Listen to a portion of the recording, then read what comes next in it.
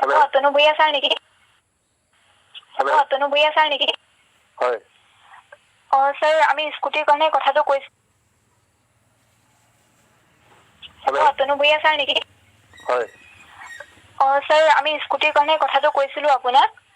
হয় নালাগে দিয়া এতিয়া স্কুটি নহয় নহয় ছাৰ শুনক, এটা কথা শুনক, আপুনি আমাক ইমান বেয়াকে কিয় কৈছে? আৰ্টছৰখিনি আপুনি গাধা। এক ছেকেণ্ড ছাৰ শুনক, কথাটো শুনক।